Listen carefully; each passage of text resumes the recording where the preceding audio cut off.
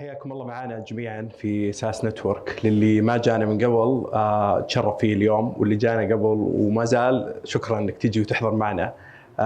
الفكره في الموضوع احنا نجمع لشركات الساس، شركات التقنيه باشتراك خدمات، ونحاول نعزز هالمحتوى فيما بيننا ونربط ما بين كثير من الشركات الموجوده. هدف فقط تجمع لا اكثر ولا اقل. دائما نشكر رعاتنا اللي يدعمونا. اليوم جاده 30 دومينز بيتزا وقهوه شفل، واليوم نشكر 10 ديجريز اللي بنوا موقعنا من A to Z، يعطيهم العافيه، شكرا لهم ما قصروا. وهذا الحمد لله فضل من الله بجهود كل هالشركات اللي حولنا اللي تدعم الفكر. الفكر في الموضوع اليوم انه احنا نجيب ضيوف نتعرف عليهم ونعرف اكثر عنهم بشكل كبير. ضيفي تعرفت عليه في دبي، تجربه جميله وتجربه مختلفه، وقلت له اذا جيت الرياض لازم امشيك واكلك الاكل النجدي وبعدين اعرفك على النتورك حقي. So I'm talking about عسيب. The delicious food, huh? Yeah, perfect. فبنتكلم بالانجليزي، واعذروني لان مو بالعاده نتكلم بالانجليزي، بس لان ضيفنا يتكلم بالانجليزي وذكرنا هالشيء هذا، يعني هذا السبب. فالحين بغير شوي. Welcome George. Thank you very much. Shukran. Very good. Thank you. George, let me tell you something. I'm not sure my mic works though. Yeah, it's work. If we hear your voice, that means it's work. Okay. So George, I struggle with the names. So your friend is Albert. Yeah. Who's Awad? Awad. And your name is George Makarenko. Oh yeah. Yeah. So almost. Makarenko. And you have a company called Geir. I want to have a bit about your life, what you did, what moved you from shifting to tech companies and these things. I'll tell you. First of all, thank you very much for coming on the night before the foundation day in Saudi. I really appreciate it. This is my first time in Saudi. I've only been for a little bit more than a week, and it's way beyond my expectations. I'm really such a warm country, such a warm welcome, such warm people. Thank you very much, and I really want to say thank you as much as I can to all the people. So about myself, well, my name is George. The English version is George. It's Georgi. I'm Russian by nationality. I was born in Moscow. As a child, I come from a family of entrepreneurs as well. My parents are the first generation of Russian entrepreneurs. Because Moscow in late 80s, early 90s was not a very safe place, as many people probably know. We decided that me and my brothers, we would grow up in Europe. So I first lived in Sweden, then UK, and then most of my adult life I've been between Moscow and Dubai. So I've been in this region for a while. I don't know if you can consider Dubai or UAE. Yeah, Dubai has changed quite a lot, especially for me as a Russian speaker.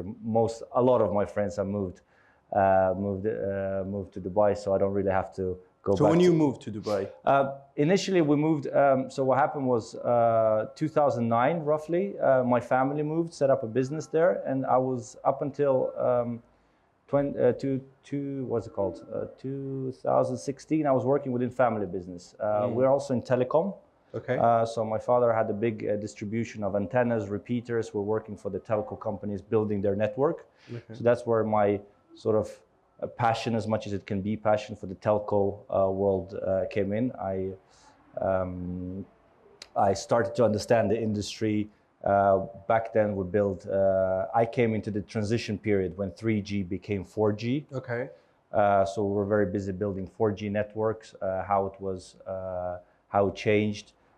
We worked on a lot of indoor solutions, such as, airports, stadiums, because they require a completely different technological solution than just open cities or open fields. So the family is driven for the business? This was completely owned by our family, and I worked there in just worked, Okay. Got my knowledge, got into the business life. But somewhere around 2016, I was 27 years old. I needed a change in my life. It was building up for that, and I decided to leave the family business. I felt that I wanted some corporate experience, some experience outside of the family business, because no matter what projects you do in the family business, you're always not good enough. Yeah. Yeah. You feel that. Yeah, the result is never good enough because you feel that your dad helping you all the time. Correct. Yeah. Correct. So I joined initially one project with a friend of mine. We did it within 1 year, and then Call Gear was just a startup, and it was just chance how I got to know the founders. Call Gear is basically a subsidiary of quite a big functioning business in Russia. So in today's reality, it's about 700-800 people working there. Monthly revenue of $6-7 million, and even back then, 2018, they decided to create a business outside of Russia, because in Russia there is a big problem, which is called ruble, which is the currency. People in Saudi and UAE probably don't know about it because rial is very strong and the dirham is very strong. But in Russia, you can work for 3 years, you grow your revenue, and then one day you lose something happens to the currency, you're back where you were 3 years ago in terms of dollars. Yeah, so you worked for nothing for 3 years. And changing then the economy and... Correct, yeah. And then they decide to annex Crimea, for instance, and the currency devaluates 50% in a week. Yeah. So you lose the whole business because of the currency. You don't lose. You mean, look. It's numbers there, but it's not. I will come to that. Yeah. So for example, as a philosophy of Call Gear and our partners, we always want to grow. We never stop from quarter to quarter, year to year. We want to grow, increase new markets, new revenue. But let me go back a bit and know what is Call Gear. What do you do? Oh yeah, so Call Gear. So this it's, as I mentioned, a subsidiary of this Russian company, and Call Gear is basically I would call it a call management system. So anything with like cloud. We have a new slogan now, by the way, since 2024. We are the communication connector between your sales team, your company's sales team, and your client. What does that mean?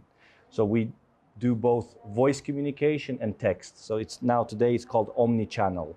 Okay. So say, for instance, you have like a call center, and they can both receive calls by voice, and they can also answer in chatbots, and it's all gathered in one place, and then through API, it can be pushed to CRM systems, through BI systems, etc. On top of that, we have some marketing modules or features. So like integrations with Google Analytics, integration with Google Ads, with the Meta platform, Facebook. So for me, if I have a business and I want to trigger my sales, would Call Gear be a solution for me? Say it this way, it will definitely be a tool that can be used to improve your sales, to boost your sales. So sometimes we joke around, we say you can walk from Dubai to Abu Dhabi and you will probably get there, or you can drive from Dubai to Abu Dhabi, or from Riyadh to Jeddah. And here is the same thing. So it's very important, I believe, to invest in technology, because yes, initially it's an investment, but it definitely, you can come to your target much faster.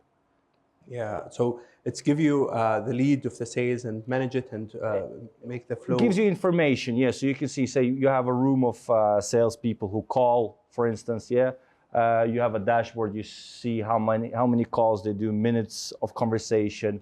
We have AI as well, we have artificial intelligence. How good is the conversation? How do they convert those leads into sales, et cetera, et cetera. So it can be very, very simple for small businesses. And we also have enterprise customers where it's very customized, very specific, with very specific metrics and data. And you deal with them as a SaaS model, or? Yeah, it's fully a SaaS model. And we are even 2-3 years ago, we were positioning ourselves as 60% IT company and 40% telecom company. Okay. That is changing to more and more 100% IT. There are still some markets which are not restricted, such as Turkey, for example, where we try to make minute on the volume of the minutes. So, I mean, if you gather all your clients, they have 1 million minutes a month, you can still, you make that 1 cent per minute. So you don't have only clients in Dubai and UAE? You have no, we're international operations. So today we can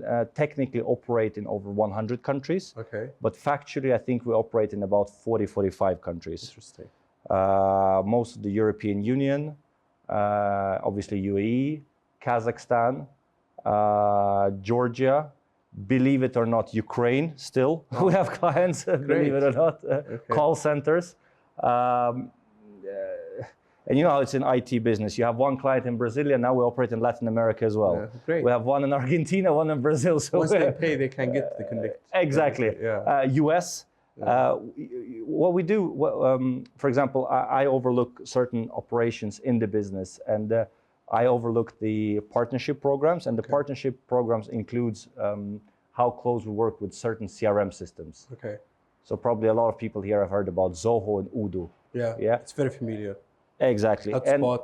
HubSpot, Salesforce. Okay, HubSpot, Salesforce, they're very big, but in my opinion, still Odoo and Zoho, they are quite, I would say their biggest market is probably the Gulf. Okay. So we follow them. So Odoo comes to Saudi, we follow Odoo because we are a connector to Odoo.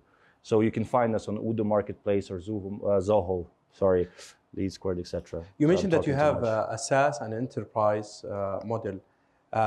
You don't think so it's a bit confusing for your client? I mean, the SaaS is very clear where you have a settlement payment based on the size of the business or based on the transaction that they have it. And once you move to the enterprises, need a huge involvement with the client and building more infrastructure. Is that kind of things, or how you solve that? Do you have dedicated team for each one? Yes, of course. So we have a what we call VIP team who handles the enterprise customers. So for instance, I don't know if you know them, not Al Nabuda. You try to translate or? No, Galadari, for instance. You know, maybe you know Galadari in Dubai. It's a big holding group. Certain sections of the Galadari group are our clients. They're enterprise client, but they still work on SaaS model. Okay. It's the telecom part we're trying to remove in certain markets, depending on the regulations. So for instance, the regulations in Saudi are more open than in UAE. UAE is more strict in terms of they have Etisalat do virgin, khalas, that's it. That's it. Yeah. Saudi is more open in terms of CST here. You can get a license, you can go to Zain or Mobily and you can get numbers. So I'm so happy. Yeah, I was surprised as well. I thought Saudi would be more strict, but it's actually more open. I'm so happy someone say it from Dubai. Thank you. Trust me, it was a big surprise in a few business meetings we had. This is one of the good coffee, by the way. Thank you. Everyone, welcome to drink coffee. Feel free. I have noticed Saudi is I was also surprised, very coffee culture. The Saudi coffee is very popular here. Yeah, I've noticed. The new generation and the young generation like me, I'm still young. Yeah. لا تضحكون. We still drink coffee. Now I'm a very big fan. This is my 8th cup today. Very good, yeah. Then I will not sleep tonight. Well, I mean, the way Saudi is developing and the amount of work which is being done, obviously you need a lot of coffee to get that work done in such a short time.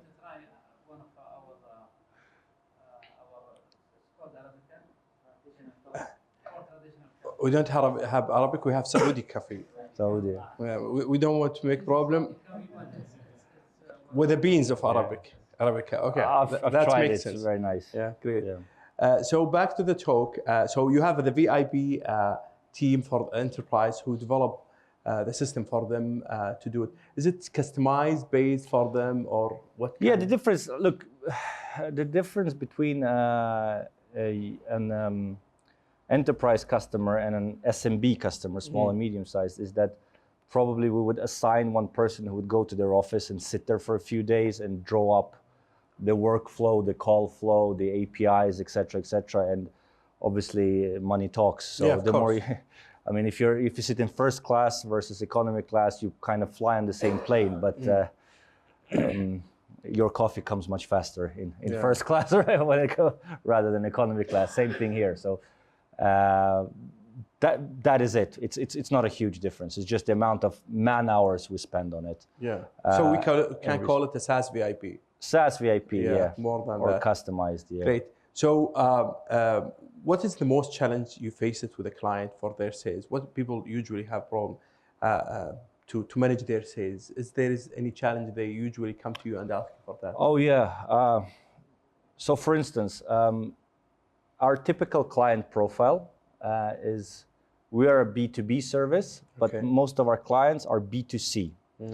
The industries are such as real estate, automotive, medical, business setup. It's very big in like free zones, etc. For example, in UAE. So all these very high competitive industries, yeah, where everyone is fighting for the same customer. So everyone wants that customer to buy a house from me, or buy a car from me, or be my clinic customer, etc. So they do roughly the same. They run Facebook, Google campaigns. They do create landing pages, and they need to have professional sales team working with them. Yeah, sales guys, because, for example, what's the issue with real estate in Dubai today? It's so overheated that a guy who worked yesterday as a bartender works as a real estate agent. He doesn't really know what to say, but he kind of knows 3 people from the bar who he has said, oh, I'm in real estate now, please call me if you need an apartment. And that's so he's not educated to the business. Correct, itself. and that's where his networks ends. So now when he needs to speak with a real customer, he doesn't really know what to say. But however, here what I'm trying to say. So for instance, if you take automotive as an industry, they're high competitive and they're very professional. So as a matter of fact, there is very few obstacles in onboarding automotive or medical clinic. They're very educated as an industry, and they're very digital already, especially medical, because in medicine there is so many regulations on how you should handle clients' data, etc., etc. So an average clinic, they will be very educated. Now I'm going to come back to real estate. The issue with real estate, for instance, in Dubai, the business is so well for them that the biggest sales obstacle is like, I don't really need to measure. I mean, I'm going to sell anyway. So it doesn't really, like, their big issue is life is too good for them. Now, obviously, it's a big industry, so you always have players who are more technological. You have those who are less technological. And over the years, today we have about 150, 200 accounts who are just real estate. So we have a separate section only handling real estate. So one of this is it's the education with the client to understand the system.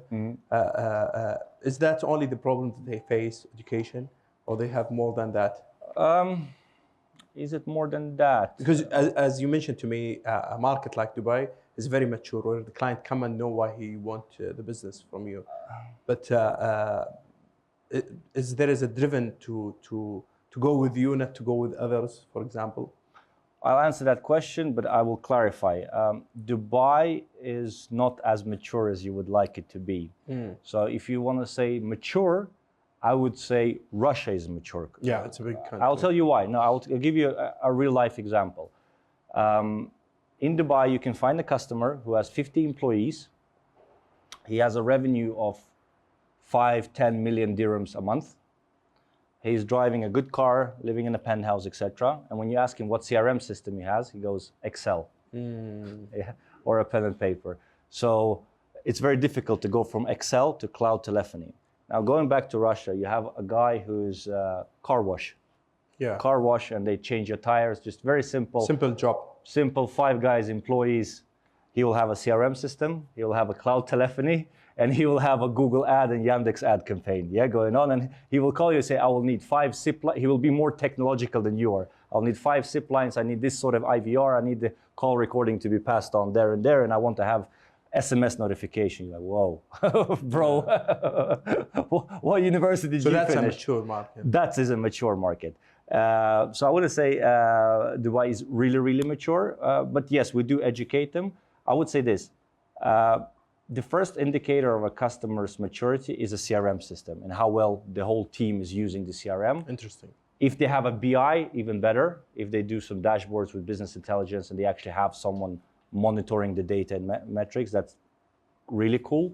But usually, yeah, that's the kind of life of a customer. One client can have a CRM system. If he have 10, 100, 1,000, when is the right time to have a CRM system? In your opinion, I know that is not your. That's a good question. Yeah. I can give you a life example. You give us. Me as a person, I don't like theory so much. I like practice. All of us. Yeah. When Call Gear was a startup, we were 8 people, and we had CRM. We're using our own product as well, both for sales and marketing, by the way. So our data and our expansion is also built on our own product. And we were very specific with let's call it the digital ecosystem of the company. And the motivation was this: we're now 8 people. At some point we will be 20, at some point we will be 40, at some point we will be 60.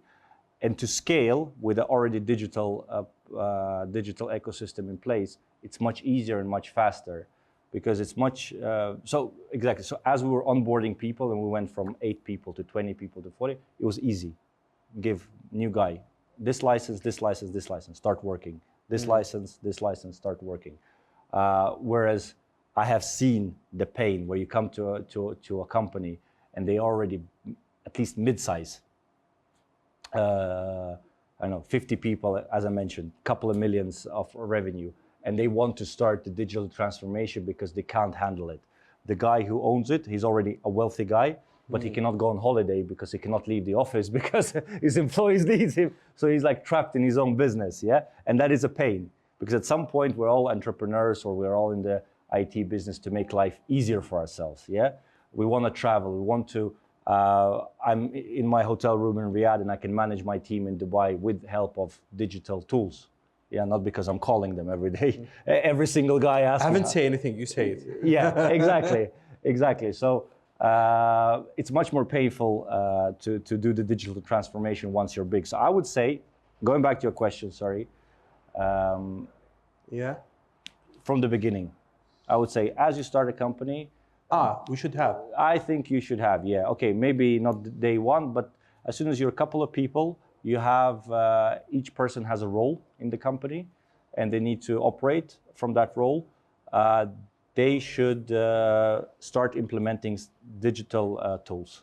Directly. That is my opinion. So yes. One of the challenge for SaaS companies is doing sales, motivating the team for sales. Always, the last session we talked about sales and commission and how to attract your salespeople to work hard on this. How we work with this, especially in Dubai, and attracting your team to do sales and to get commission. And I'm not talking about the ticket size that you have it, but I'm talking about how's that motivation? Is that doable? You don't worry that someone will take them to other job or something? Oh, that is happening, and that is a good. So we have lost one really good employee to Udo very recently. We lost one employee to Yango. Oh my God! You start complaining about how many people you lose. That is good. That is actually something I'm proud of, which means that we have good employees. Great. Yeah, we have good employees. We're investing into our employees. We're educating them. So, for instance, before you even start allowed to sell in Call Gear, there is 3 levels of attestation. Each employee, apart from probably the receptionist, but anyone who's like in the operational business, they need to go through 3 levels of attestation. Product knowledge. Product knowledge, we use the band, pain approach, etc., as probably many SaaS companies are doing. Motivation. Look, I have a sales background as well in my biography. I think that a salesperson is somewhere between entrepreneur and employee, and classic employee. As a salesperson, you deliberately choose to manage your own income. Yeah, your own income. Because if you just want a salary, then there is other jobs to do. Yeah. Whereas a salesperson, he needs to take that little risk, lower salary, higher commission. And this is what we do offer. And when I actually interview quite a lot of salespeople myself, because I ask them, where do you want to be in 5 years? And money is a good, so I ask, what motivates you? Where do you want to be? Of course, it's very popular now. People have learned to sell themselves very good, yeah, because everyone is on LinkedIn, everyone is listening to podcasts, everyone have read Steve Jobs and Elon Musk with all these really fancy stories, which are fancy, but they're already billionaires. Yeah, I'm interviewing a 25-year-old whose dream is probably to buy his first car, and that is a good dream. That is the motivation. So if he in the interview doesn't say that money motivates me, probably sales is not a very good job for him, because money should be a motivator. It does give you the... and he's not the right salesperson. Look, if he says, oh, I want to develop myself, I want to be a better person and whatever, which is good in general, but it's not job related, yeah? So if we're talking about sales and motivating someone for sales, finance is like essential. Two good criteria: mortgage. That motivates people. Oh, really? Interesting. Mortgage motivates people to work. Mortgage is a painful for them. Yeah. How? You have a payment every month you have to do. So you work hard to pay this payment. It's a mortgage. So you make it easy with him for the banks to give him mortgage, huh? Yes. A very good friend of mine who's a CEO. He's been CEO for several bank subsidiaries back in Russia. He's told me, always check if they have a mortgage. Oh my God, that's a crazy word. That is a good motivation. And second is obviously family. If they have wife, children, that means he's staying in one place. Because that is also actually an issue today, I believe, in SaaS, especially with product managers, developers, coders. They all want to live in Bali. Okay. Because you can rent a house for $500 and your operating expenses are another 500. They want to work for you in Dubai and get a salary as a developer in Dubai. Yeah. And then obviously after 6 months, he becomes a surfer because that's what everyone does in Bali, yeah? So a family, and you know that he's in one place and he has children is perfect. He has children in school, that is perfect, yeah. You control them. Not control, but it's indicators, you know? If a guy is single, for him to pack his bags and go to Bali or Thailand, is much easier. George, I was expecting commission-based, sales-based. You just say mortgage and family. That's a good technique. That is indicated that the guy is the right fit. You asked the question, right fit. I want to give you an honest answer. Well, that's an honest answer. Something that will help people. The point. Yeah, that just should help. It helped me, it helped other people. But obviously, I said that in the beginning as well, that a salesperson should be financially motivated. Yeah. But the financial motivations are these things as well. Let me talk about competitors. How you work with competitors. What is your strategy with competitors? Are you in love with them or in fight? Or? We have a few. Look, if we talk about GCC as our main market, which is in terms of revenue, we make about 70% of our revenue in GCC today. Wow. We do have a few competitors.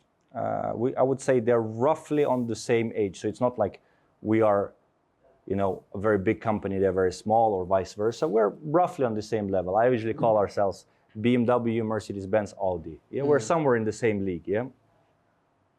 Or Barcelona, Real Madrid, depends on what. I'm a football guy, so yeah. No one is Tottenham, yeah? If anyone likes the wrong guy. I'm not the guy who can No one is this. Tottenham. Yeah. Anyway, look, me, for example, we have one main competitor. We know them very well. We even go for lunches sometimes. Oh, great. Yeah. The CTO of that company, I would probably call him my friend even. Okay. We do have breakfast sometimes and just talk. They develop their product, we develop our product. It's a fair game. We do fight for the same customers sometimes, because usually, especially enterprise customers, they have these, obviously they have procurement procedures, tender procedures, and it's always us and them, sometimes number 3, number 4, but usually us and this main competitor. Look, fair game. No bad emotions, that's for sure. You believe in building a relationship with your competitor? Oh yeah, they motivate us. They motivate us because SaaS, as I understand, the majority here is from the SaaS or IT industry. It's always a race, isn't it? You always have to develop. The R&D is a huge part of the business. And they launch something, we see it, we have to do it, we have to develop something similar. Something similar, yeah? Copy, because that means the market needs the it. Modified copy. Look, at one point, one car maker decided that you need to have Bluetooth in the car to listen to music, yeah? If someone else would say, no, I'm not gonna have it because I'm not gonna copy him, he'll be out of the market, yeah? Completely, so you have to, yeah? One of the challenge here in the competition is most of them, they copy each other. And the reason why they don't do it, the same reason as you mentioned, the story of Bluetooth. In the end, it's become a similar product where the client have the right to choose the lower price if they are the same. That is true. That is true. So there is a few things you can compete on. Features, that is number one. In terms of features, so for instance, we launched the mobile app first. They came with the mobile app later. But then they launched the mobile app and they came with text communication. So we had to catch up. So mobile app we had first, but they had the text communications in the mobile app first. So we had to catch up with the text communication because if you look 10, 15 years ago, there was 90% voice, 10% text. Now people are texting a lot, yeah? Especially the younger generation, they don't want to call. So it's 50-50 now. Also depends on the market. So for instance, in Saudi, 95% speak Arabic. Yeah, and speaking English. 90, yeah. No, I mean, naturally, if you call somewhere, you speak in Arabic, you'll get answered in Arabic. It's your mother tongue. It's that person's mother tongue. It's convenient. You can get the conversation done in 3 minutes. You're lucky we have a language between Arabic and something else. When you talk with foreigner. Correct. Especially from Asia. Correct. Same thing, for example, in Russia. Everyone speaks Russian, yeah, by default. In Dubai, you have this issue that everyone speaks English, but as a second language. And not everyone is comfortable to call and speak in English or answer in English. So especially in Dubai, text was a big thing. So sorry, I keep on talking. Features is one thing. Second is customer service. We have noticed and we have good feedback from our customers. We do have that SLA. And we really try to follow the SLA. First class passengers have a 30-minute SLA, the VIP ones. The other customers have 1 hour, I believe.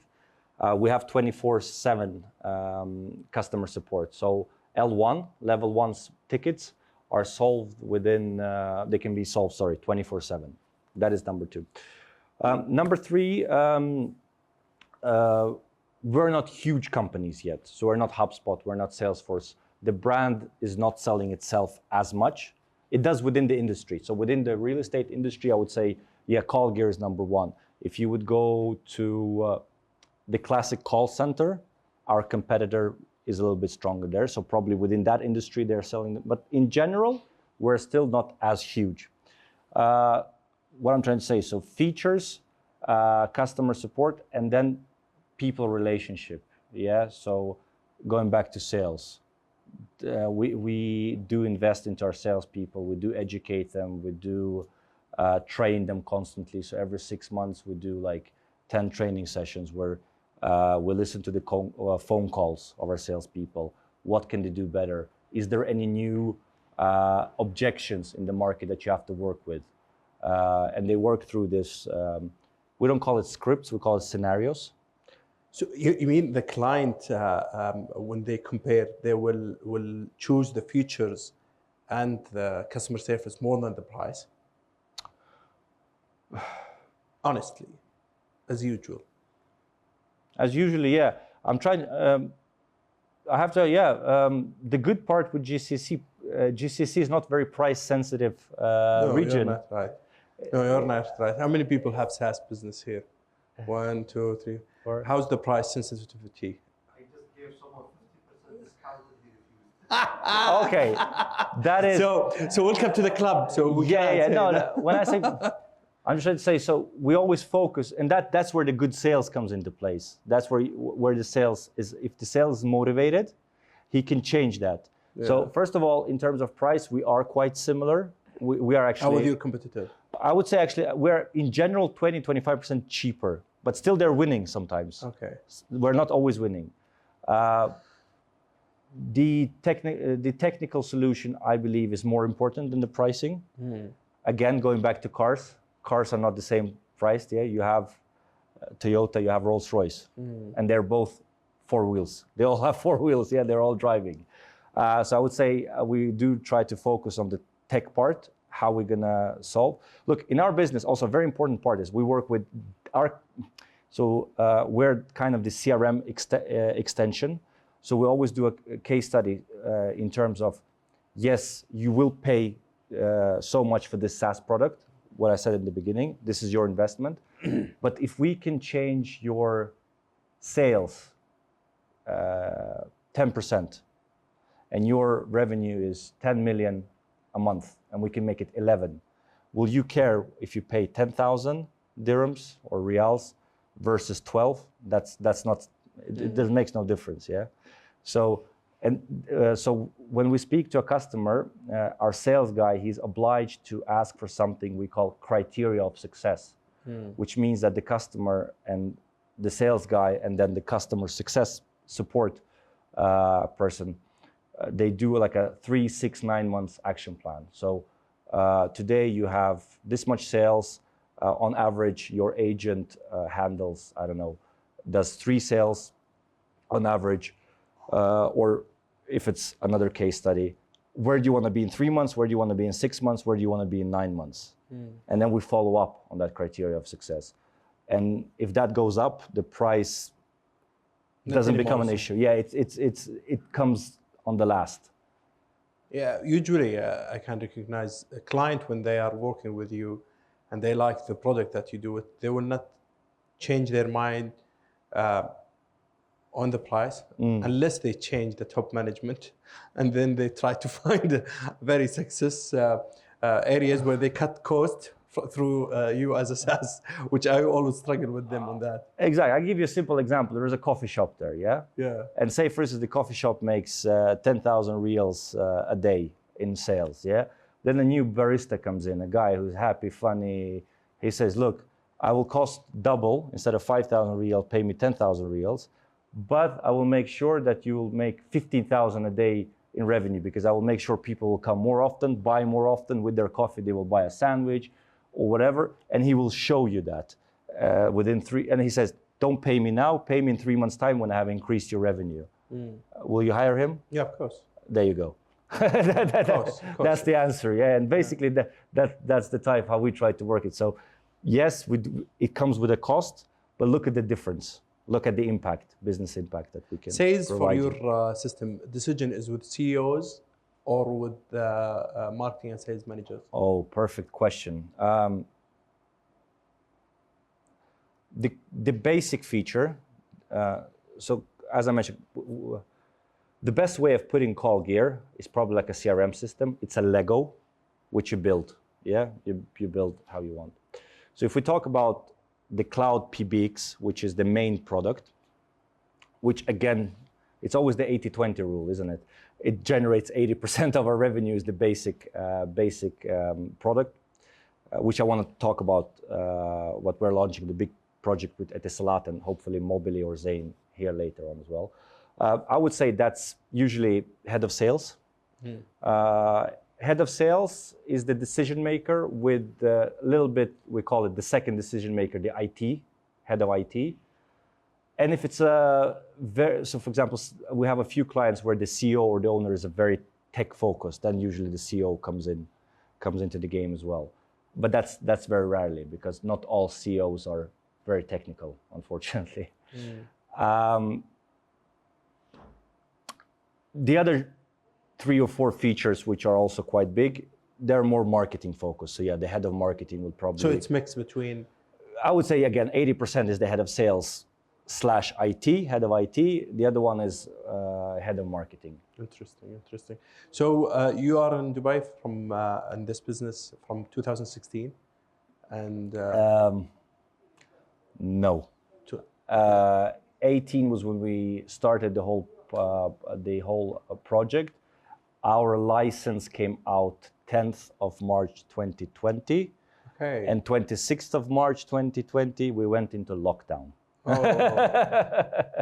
That was a very good business start. It was good movement. Yeah. So after, let me say, 4 years from the operation and doing on Dubai, and you start deciding to move to Riyadh, or figuring out Riyadh market. Correct.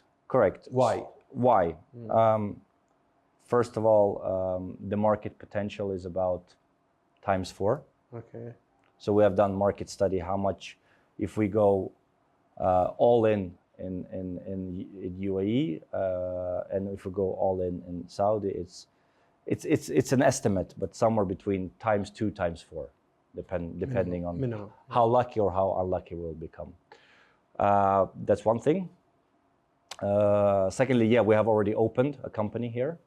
So, by the way, I You told had Iqama. I have my Iqama now. Yeah. Congrats. So I'm a resident. So the visit, the purpose is for the Iqama. It was to find not to our event, huh? Correct. It was first to get to this event, secondly to get the Iqama. Yeah. But tell me, before we move to Saudi, how's your experience with the medical and all that stuff? Was it easy? Very easy. Once I got here, it was very easy. Everyone was scaring me off. They say it will take 3 weeks. It will be so slow. No, it went really fast. Great. But everything before that was very slow. It wasn't in Saudi Arabia. That was in Dubai. That was in Dubai, exactly. It was my consultant in Dubai. So clear. everything in Riyadh went really quick, very friendly. This is an ad, huh? Yeah. No. I would really recommend. So a lot of my friends, they're calling me now, say, how's Riyadh? How was Saudi? I say, it's really nice, really fast. Why I'm saying that, when I met him the second day when he arrived, and he said, oh my God, I've been to the hospital. I was saying, okay. Yeah. And he said, was everything great? And they Very finished me fast. very quickly. It's better than anywhere. I said, okay, great. Are you sure? That's good news. Are you I'm so sure? happy. So moving to Riyadh. Because at the event we met at Dubai, you remember my question at that event, It was the opposite. The opposite. So you say the market is 4 times Dubai, and you think it's attractive? It's very attractive. There's a few things which is really attractive in KSA. First of all, obviously the population. We are still a business we rely on the population. We can be the best product in the world. Still, in certain countries with small population, there will be very limited how much revenue we can make. So in that terms, obviously, Saudi Arabia is really attractive. Look, every single person in this room can talk forever what developments Saudi have gone through the last 5 years. It's amazing, and you can only imagine where Saudi will be in 5-10 years time. We can see how it's opening up and what's going to happen. And I always confuse this, but it's a red ocean, when it's unexplored. They call it the blue ocean when it's like, so US is, I confuse them too, sorry. I would really love to be one of the first ones here. You don't think so? There is a competitor here? There is competitors, but imagine how many there will be here in 10 years' time. The same competitor in Dubai is there, or not? There will come new ones. Look, the world is expanding very fast. We have a lot of big companies in Russia who are entering GCC. I can see that in all industries, restaurant industries. There is a group, Bulldozer Group, our clients. They have become very big, fast. They are expanding very fast in Dubai. They have already come to Saudi. Clinics, developers. Like, for instance, the first thing that came with the whole February 2022 situation back in Russia, obviously Dubai was one of the first places to relocate, was first obviously agencies. Now the developers have come. So now in UAE you will see Russian developers with plots building. And I can see that the next spot is Saudi.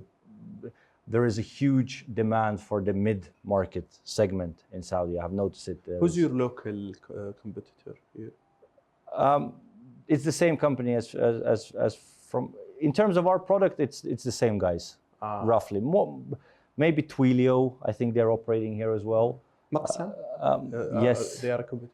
Maqsam, Jordanian, but did they move to Riyadh or not yet? They moved. Yeah, they moved to Riyadh. Genesis, but Genesis is more hardware still than cloud. But Genesis, we do meet Genesis as well. I think Genesis are more really enterprise. So they would go to banks, they would go to government institutions. I would say in general, that would not be our perfect customer. Our perfect customer is, again, SMB. So for instance, if I can say the big thing we're launching with one of the telcos in UAE is like an SMB product. So say for instance, a company is to set up and they rent an office, they call a telco, we need internet and some services from you. And the idea is to give them a packaged product with call gear that here you go, start working, and it will feature some features, include some features. So we focus more on SMBs. We do have enterprise clients, but they are not our prime focus. Great. you're still in the process to enter the market. What three challenges you expect that you're going to face it here in Saudi Arabia? And I will ask you this question after a year. We'll see the difference between them. Okay, first, we expect we don't have an Arabic version of our product. Okay. And I think after we have our first 20 customers, that will be the first thing we'll invest in, Arabic version, because it will help us in other countries as well. And today we only have English and Russian version. That is number one. Number two, I still don't really understand the sales cycle. So for instance, I know that in UAE, the average sales cycle is 4 weeks for a warm lead. So once a lead comes in, 4 weeks. 4 weeks. Wow, and you close it. From the first conversation to money.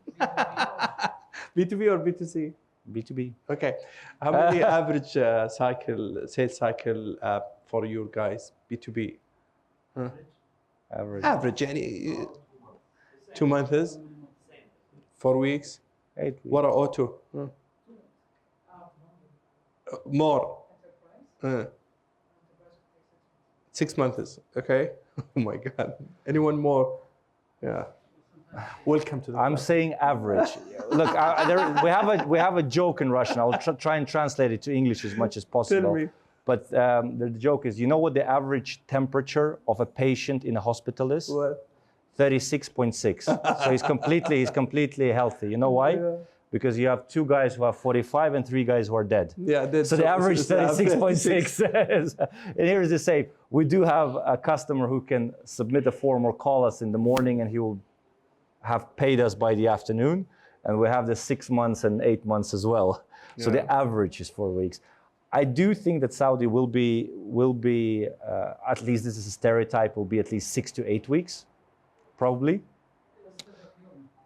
It's a procurement again, but the procurement, there you see, procurement is an enterprise thing.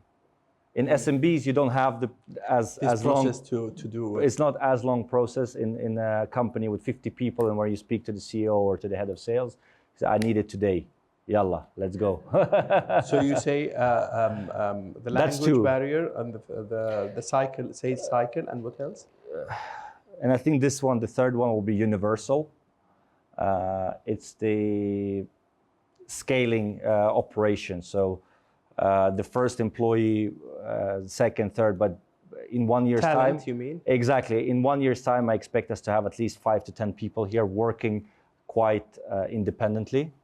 I would love to fly in and manage them, see some key clients, see their operations. But in general, their day-to-day operations should be quite independent. I would say this is number one. This is probably number one. Yeah, but one of the three. Number one is one of the three. Interesting. I think for me, it's enough, but I want people to share with them. If you have any questions, we can share. Anyone want to share with us asking? Abdulaziz, let you have the mic. Abdulaziz, I know you have a very huge voice, but you are sick today, and thank you that you are coming. But let we check. Well, first of all, welcome to Saudi. Thank you. I have, to be honest, a couple of questions, but I will ask only one question. As many as you want, please. When to decide as a SaaS business to penetrate a new market? As you know, technology is easy to implement at any country, or most likely at any country. But when is the right time, or when to decide that I have to move my services from, for example, to be only Saudi oriented, to be implemented on GCC or even globally? Okay. This one. If you have more, it's fine. You can give us the other questions. Okay, the other question, you mentioned the maturity of the market.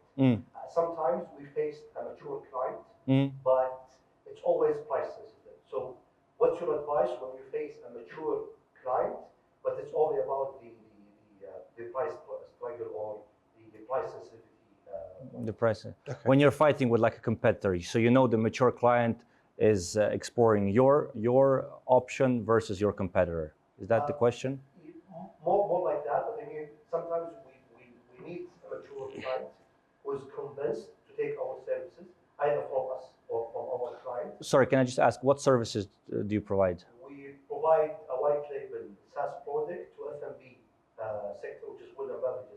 sector, Yeah. we build for them websites and applications. Okay. For their Okay. end user. Cool. Okay. Yeah.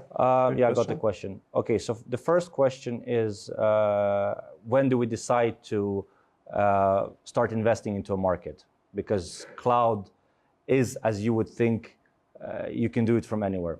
So first of all, especially in our business, as I mentioned, we are still reliant on the telco regulations and the telco situation in a country. So to be able to go to CST, apply for a license, then go to Zain to get numbers, you need to be in Saudi. Now, to open a company in Saudi and to start operating is a costly thing, yeah? We haven't made any revenue yet, we have already invested quite a lot. I would say that when you have, so we do test campaigns. So we do, even before we started to invest in Saudi and decided to set up an entity, we did this test Facebook and Google campaigns to see how much potential clients we can have. That is, we have some metrics where we understand that, okay, we can acquire a client. So in UAE, a cost of sale for us from social media is about 700-800 dirhams. Oh. That is a converted client. From Google, it's about 2,000 dirhams. But the check is bigger with the Google client and it's faster and etc. So this is actually, by the way, something we provide our clients as well, is the end-to-end analytics, and this is something we do ourselves as well. So I would say, yeah, we explore the market potential by doing these dummy campaigns, let's call them dummy campaigns, and we really interview the client to understand his maturity. And then we decide. And then also in our industry, we can partner for a short period of time in certain countries. For example, in Turkey, they also have very strict, regulations, very similar to the GCC region. But you can always find a partner and try a few customers and see. For us, usually an indicator is this: can we build $10,000 of monthly revenue within 2 months? That means we can build 200,000, yeah, which can then be converted into $1 million. So those roughly are the numbers. Now the other part is very interesting. It's my favorite one. This is the one I very rarely involve myself into sales anymore. Only key accounts and big accounts. I have a head of sales. I have sales guys, and I usually ask them to manage the sales themselves. I always, in any sales meeting and any sales discussion, I always say, let's put the price the last, because this is what I already mentioned. The price should be least important. Let's first see the technical criteria. We have, I don't know, do you use the pain approach in your yeah? Do you know the 3 levels of pain? Yeah, if you come to the third level of pain, if your customer is with you on the 3rd level of pain, he will forget about the price usually. Yeah. It's the, okay, why do you need it? You want a solution. Yeah, why do you need the solution? He will tell you. Okay, why haven't you tried to implement the solution earlier? He will tell you, because we're busy growing, opening new branches. Okay, what do you want to change by implementing? And he will tell you, well, we want to, I don't know, consolidate our branches, consolidate the call flow, stop missing out on opportunities. And then the last question is, okay, what will happen if you don't go for the solution? And by the time he will tell you, and it's very important for the customer to say it himself, he will forget about the price. And then just final question, okay, now you have kind of said your perfect future. You have told me your perfect future. Can you do it without my solution? He'll probably say no. And then, okay, let's talk about the price now. And usually it works. Yeah, you need to satisfy his needs. So. Exactly. But it has to be quite deep. It can't be, Yeah. I mean, I meet with customers all the time and they ask, what do you sell? Oh, we cater our clients' needs and our most focus is to keep our clients happy and all of that. I mean, everyone is using the same phrases, but from different angles all the time. But when you actually speak with the customer properly in depth and you really listen to him, I always say God gave me 2 ears and 1 mouth. I use them in the same proportion. Not today, but usually. I try to listen more than I say. Listening is effective for client. Oh, yeah. Sometimes clients need to express their feelings about their problems, and the more you are quiet and listening to them, the more they love you. Of course, you have to play the psychologist role a little bit. It's too much to listen to everyone. It's hard. It's not an easy job. It is. It's especially hard when you when you understand where their pain is. Yeah. You do know how to improve their operations, but you still have to. You don't want to jump to the conclusion. Yeah. It can be very difficult, but usually as I mentioned, we train our salespeople to one of the key criteria. Actually, as a matter of fact, as I mentioned, once a week, our sales team listen to their calls and they give each other feedback. Oh, it's interesting. Yeah, and once every about 2-3 weeks, they look at the Zoom calls they have and they give each other feedback for the demo, etc. And once every 6 months, we hire a professional, like from an accelerator, so someone from outside to listen to our calls and to rate them, and to improve them, to give them feedback. Give them some advice. Interesting. And one of the key points a salesperson must do, apart from pain and qualification, etc., is to control the conversation. Yeah. So a sales procedure should not be controlled by the client. It should be controlled by the salesperson, because it's very simple stuff. It's a bit like if you go into a doctor, you're not telling a doctor, listen, give me this prescription, do this, check here, check this, my bone is broken here, I don't know, I have high pressure, or whatever. No, you listen to the doctor, and you let him assess you, of course, and tell him, what do you need? Do I need to eat more meat, less meat, more fish, less vegetables, more fruits, whatever. And same situation here. And I usually tell my sales guys, just act the doctor, assess the client. Interesting. We have another question here. Yeah. One question, you work across all, and you are dependent to the infrastructure and license and regulators. Yeah. This will impact your features and impacting the price for your services. And this is the first question. Second question, recently I saw 2 RFP for such business you are doing from Mobile and STC. Yeah. And the telecom operator now, they're going to bundling the service for the retail, SME, and enterprise. Do you think this is a good strategy? You are bundling with telecom operators that can speed your sales and can support you, or it will be fired back because the telecom services sometimes do that? Okay. So the first question, no, it doesn't really affect our features. We haven't been in a situation where we have had feature restrictions depending on the regulations, no. So our platform is quite universe across countries and markets. The second question is really good. Our Russian parent company have 2 case studies with 2 different operators. One where the operator was managing the sales and customer support, and they were just acting as the SaaS vendor. And one where it was vice versa. They used the operator's SMB database, and they were themselves upselling or selling and doing the customer support. Case 1, they achieved $2 million monthly revenue in 2 years.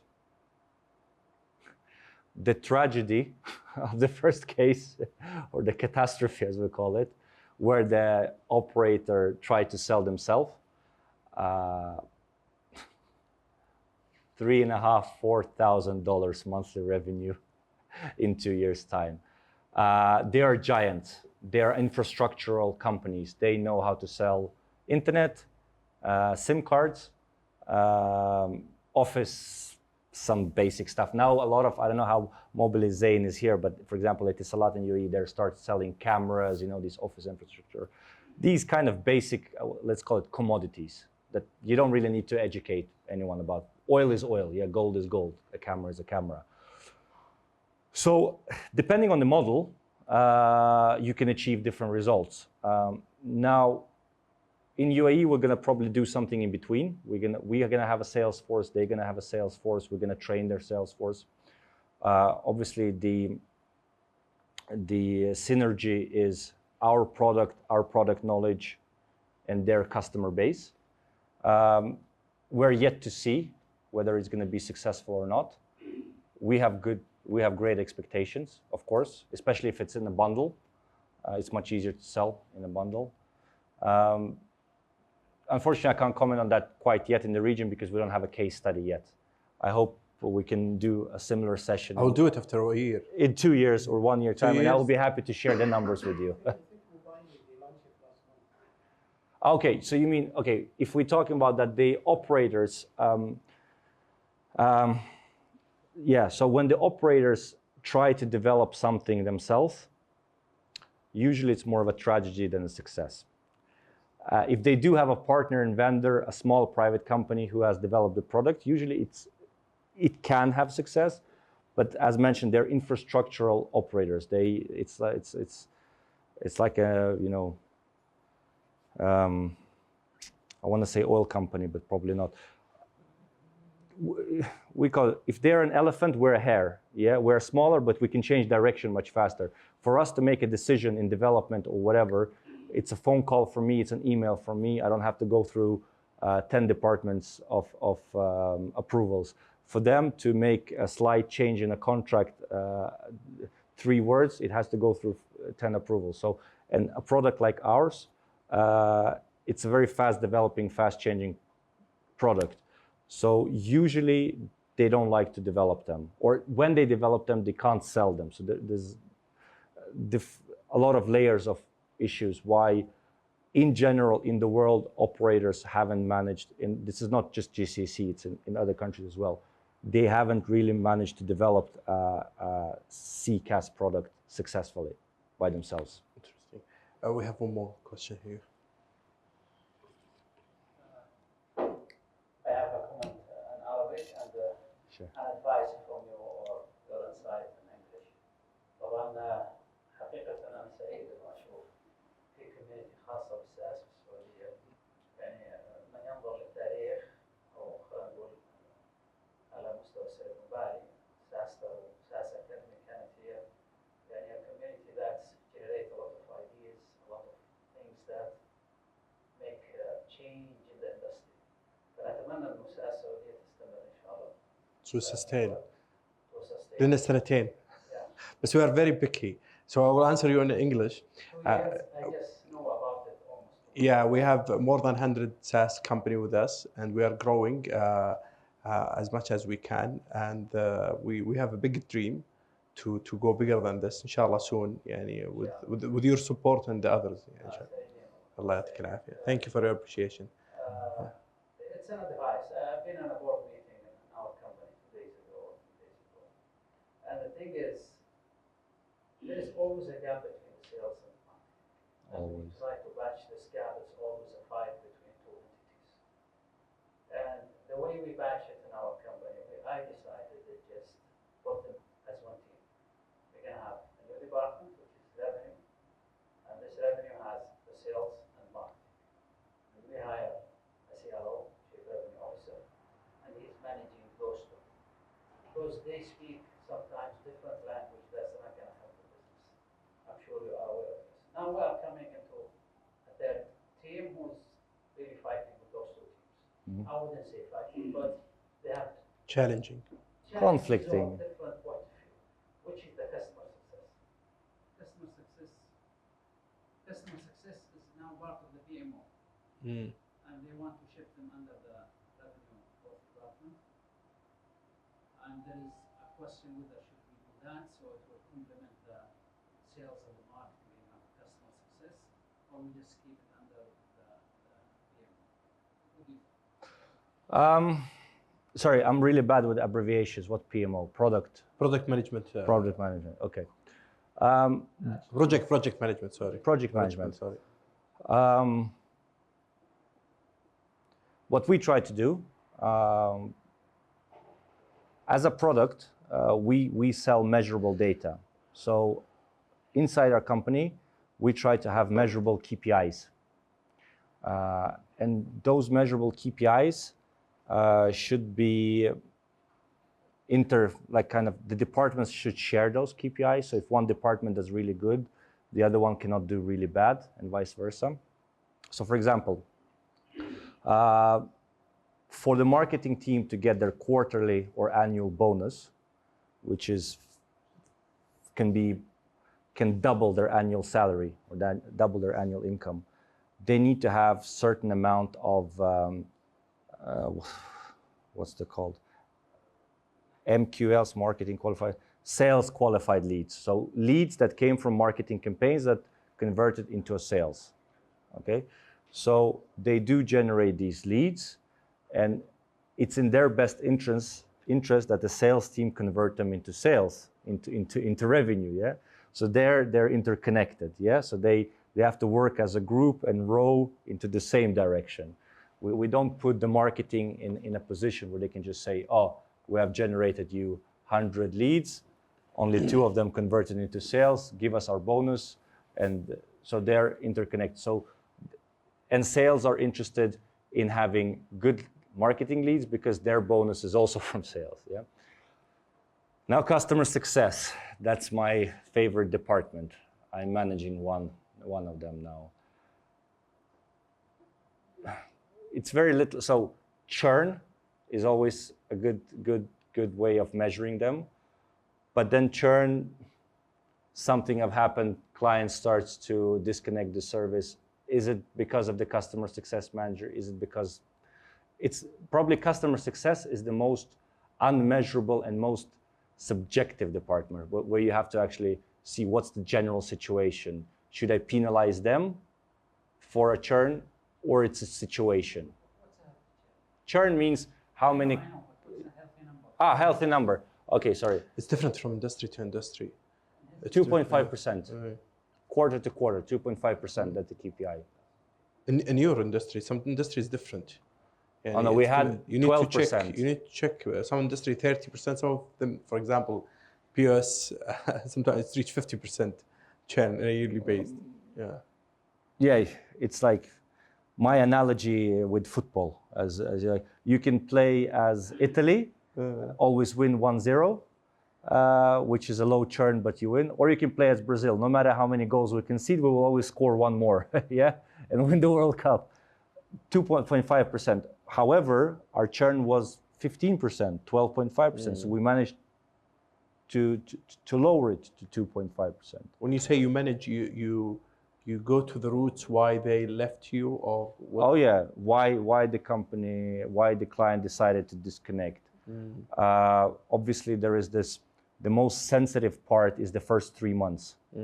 Yeah, when the client is still an infant. Yeah, the most sensitive part. So we have, for example, a rule. The first 2 months, the sales still has to be very active. It still needs to call and check. Have you received the support and the service you bought? Have you got the features? Are you using the service? Plus the customer support. We have a rule that after 2 subscription payments are made, so on month 3, the sales is excluded from the customer lives, and it's only the customer success manager. Usually, if a customer has been with us 6 months or more, the risk of churn is it's lowering every quarter, basically. If a customer has been with you for 2 years, then the risk is minimal. But yeah, customer success is probably the most difficult to manage. But churn, and there is something else we are measuring, and I forgot that, to be honest. I'm sorry, I literally spoke about this with my colleague 2 days ago. I forgot. There is 2 criteria we measure them, churn and something. It's churn, isn't it? Customer retention is the same thing. No, it was something else. Yeah, they can get, obviously they can get bonuses if the customer starts spending more. So if the customer spent 2,000 dirhams, yeah, and then he starts spending 3,000, that's a bonus to the customer success manager. Upsell. Sorry? Is it the ARPU, the average revenue? Yeah. Any more questions? And finally, we hear you. From a long time, you haven't come, huh? الله يحييك. Thank you, everyone. Thank you, Brian. Thank you, Susan. I welcome George to Thank you. Saudi. One of our biggest يعني SaaS company. Yeah. SaaS supporter. محمد رزاد. George, I have a question for you. I don't know how big is your sales team if you don't mind? No, of course. 8, I think now. Okay. So 9. on that size of a sales team, and knowing that, I heard mentioning that part of your, so you're basically targeting both enterprise and SMBs, right? In your offering. We're targeting SMBs, but the enterprise comes organically sometimes. Even government agencies, we don't target them. They come by themselves sometimes. And you're almost a 3 years old company, right? No, we're a bit more. We are, I would say 5. Okay. 4 years in UAE, but we also had the European operations going a little bit earlier, so 5. Did you, how was your journey with trying to move out of, I believe the process today is basically sales-led growth, right? So you have salespeople in order to generate sales. Have you thought of moving towards MLG, which is marketing-led growth strategy, and then maybe moving towards product-led growth, so you can actually spend more time on salespeople doing the SMB sales, and then just basically make these salespeople focus more into the enterprise side? Have you internally discussed that? If yes, how did the discussion go? Why you did not do it? What are the challenges that made you not to do it? And if yes, what are your plans to basically implement? We have not only discussed it, we have already implemented it. So we have the following channels of sales. So sales team who's handling the marketing leads from social media, from PPC campaigns. That's one channel of sale. The other channel of sales is partners. So CRM systems, marketplaces, just partner companies. So for instance, a lot of IT integrators, as we call them, yeah? They are selling us as well. Because for instance, a new office is set up, they want their IT infrastructure, and he tells them, okay, one option is the hardware, but if you're moving office, it's quite difficult to shift your hardware, or cloud. And they go, oh, let's explore the cloud option. So that's another one. These two kind of, partners, marketing. But as of today, and by the way, yes, and with the partners, the new sales sometimes go through the sales team, or sometimes they go directly through customer success. So some new sales, was that a question? New sales, they bypass the sales team and they go directly to onboarding. So actually, they just sign up and they start using the product. Basically, yeah, especially if it's referrals or if it's within one group. So for instance, in Kazakhstan, we have one partner. It's a DMA, digital marketing agency. They focus only on cars. And in Kazakhstan, there is like 4 main corporations which handle all the brands, basically. And there is no sales there. They just onboard one dealership after another, and most likely they will do it soon on a white label basis as well. We have some white label customers as well. So we try to use every sales channel possible, but still we need the sales team because today still they generate the biggest amount of new sales. Yeah, and they have another question. So, as I understand, based on your business model, so you're heavily dependent on the service providers, which is basically the telecom companies, right? And that adds on top of your costs. I would assume maybe it's your biggest cost element. Oh yeah, it was sensitive. Yeah, again, depending on market from market, depending on in GCC, yes, but we are going through a regulation process, which has helped us not to be dependent on them. So we have now we have a hybrid solution in Dubai, for instance. It's like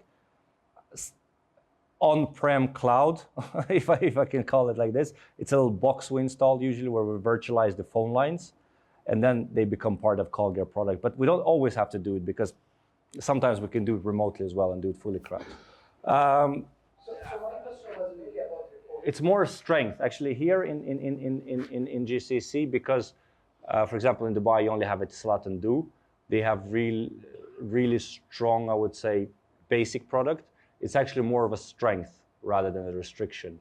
Whereas in other markets where you have a lot of players and you partner up with, let's call it the wrong partner, that can be a restriction, yes. So my question was mainly about reporting, because I guess many of the SaaS companies, I mean, the SaaS concept was built on almost like no asset or very Yeah. basically cost Yeah. elements, and that's why we have like kind of like the privilege to add the customer success and the account manager's payroll to the costs, right? Just trying to increase the costs as much as we can. Yeah. And you still end up with like 80% kind of like margin. But I guess in your case, You're very good with numbers. You almost got the number exactly. Perfect. I told you. I told you. Like it was perfect. But the question here is, like when you report to investors, because I see that vanity metrics within SaaS companies, where they start reporting the GMV and they include the GMV and the ARR and MRR, but not including the actual revenue post the actual cost, right? Sorry, So, for example, sorry to interrupt you. As I mentioned, I'm really bad with abbreviations. What's the MR and? So the ARR, the annual recurring revenue, Okay. and the monthly recurring revenue. Okay, sorry, yeah. So, for example, in our industry, Yeah. so we're building a shipping gateway Yeah. where we enable businesses to manage all of their shipping operations. Okay. They can use our solution purely on a SaaS basis, and they can onboard their own contracts, so they can just pay us for the software. That's fantastic, 80-90% margin. But on the other side, we have transactional revenue, where they can buy shipping labels directly from us, right? And here we only consider the revenue coming post the shipping label revenue, right? So let's say if we're making 20 riyal from the shipping label, we only consider the amount that we actually make after deducting the shipping fee. So the question here is, what is your advice when it comes into reporting your numbers to the investors? Because I know like many of the SaaS companies here, they might not see that 80-90% coming because it's dependent on a certain cost that is heavily dependent on the business model. Which is likely, for example, in our case, on that example, is one way of it. I think in your case, in GCC, is the same, the bill that you have to pay for the telecom companies. How do you guys usually manage your reporting to the investors? Do you actually report to them the GMP, or do you only report to them the actual revenue that you have made to the company? And how would that impact, if you have done any fundraising valuations, how did that impact? Because you know, like, how's the multiple or revenue? Just like your experience out. Okay. So first of all, we don't have investors as such. We have shareholders. We're all shareholders, partners, and we're some of us are more, some of us are less involved in the operational work. So for example, our CTO is a shareholder, our marketing director is a shareholder.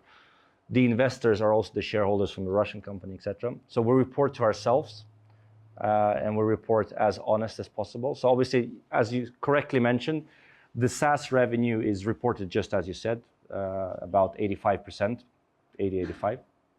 Then we have the telco part, the volume consumption. And when we did the valuation, this was a while ago, but the valuation was basically that we give you 8 multiples for the SaaS, and we give you 4 multiples for the telco because it is more sensitive. And that is also partly why we're moving more to a SaaS model. And we've had some internal discussions. Me, as more of the younger generation of the partners, I say, let's move to the SaaS. Let's make less revenue now, but be valuated more. Whereas the other argument is, no, let's make the money today. And who cares what we will cost later down the line.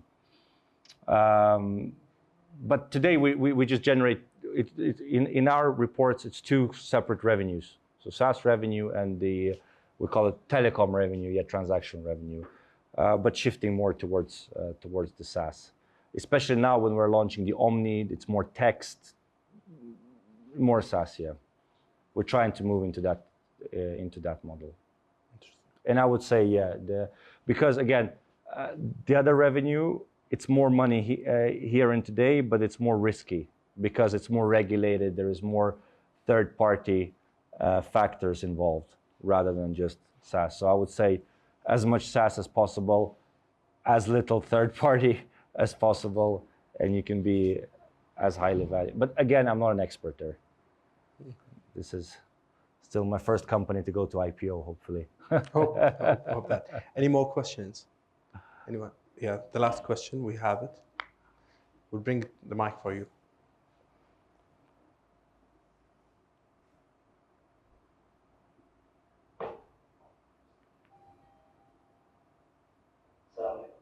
I have two questions. We have a digital platform, SaaS, and we want to guarantee this scalable and repeatable. What is the major points to ensure this product is scalable and repeatable product? Is there any criteria for that? This is the first question. The second question is, you mentioned that the price will be elastic, coming in the last. This is happening for B2C and B2B or just B2B? Okay. If it is B2C, how can we make it? How can we negotiate the price at the last? Okay. And how can we select the best, let's say, price mechanism, whether it's subscription or data, the best price mechanism with the customer? How can we select it? Okay. Can I start from the second question? We are a B2B company ourselves, so I don't have any B2C experience. But I can tell you, me personally, as a user, I use Spotify rather than Apple Music, but it's more expensive. But both of them are streaming services. But Spotify, I think, is a better product. I'm happy to pay for the product more than paying less. And that applies, again, to everything, yeah? Now and then I go more to an expensive restaurant rather than a cheap one because I want the product they are offering me. So probably if it's a B2C product, in my opinion, should be really, really user-friendly, simple to use, easy to onboard. That typical criteria from the download to credit card should be 30 seconds. Yeah, that should be the criteria of a B2C product. The first question, how can you build a scalable product? That's a good question. I know for sure where we are struggling. We're not with the same sales force I have now, I can probably triple sales. We can triple our sales with the same sales force, but we cannot triple the customer success. So in terms of generating more leads, it's quite simple. You increase the budget, you press the button, you get more leads. Sales, same thing. I know that each sales guy can average 12 to 15 sales per month. They're averaging 6, 7 right now, yeah? Probably a bit more the last few months. So that's simple. But the customer success, the support, in our business, in our company, that's the weak point. And it's not because they're bad, they're really good. We have a really good customer support, but we're still young company, young processes, and we're still building that part. We're trying to make it as smooth as possible. So that's our struggle. And then I think it's based on case-by-case study who's struggling where. Some people are struggling with sales, some are struggling with marketing, but those two parts we are fine. I can be confident in them, but we're still working on the customer support. So for example, with the SMB part launching, my biggest fear is, okay, I know we can sell, I know we can get the first payment, but how can we handle the clients? Yeah, how can we develop the clients, the client retention? That's my fear, or that's the challenge I think we will face. Interesting. Thank you. We enjoy the talks. Thank it's almost an hour and a half. Went fast. Yeah, went fast. Happy to have you here today with us. We'll see you after 2 years and see how's your experience in Riyadh. With pleasure. Yeah, With I hope pleasure. it will be a great experience إن شاء الله. يعطيكم العافية جميعا، شكرا لكم، انبسطت بجيتكم. يعني أنا ما توقعت صراحة ما يجي حد اليوم. I wasn't expecting a lot of people to come today and I share that with you. Yeah. بس شكرا، قدر لكم منكم جيتكم، وإن شاء الله أن نكون عند حسن ظنكم. إذا عندكم ضيوف تقترحونهم أو تشوفونهم مناسبين بيضيفون لنا كثير. شاركونا اياهم على مع رواف صار خلاص فول تايم معنا ماسك المشروع. وايضا تقدرون ترسلون لنا على تويتر اكس ولينكدين ونقدر نجاوبكم، او على موقعنا الجديد الحين صار كشخه، تقدروا ترسلون باللوجو الجديد حقنا. يعطيكم العافيه، شكرا لكم، نشوفكم ان شاء الله على خير. Thank you.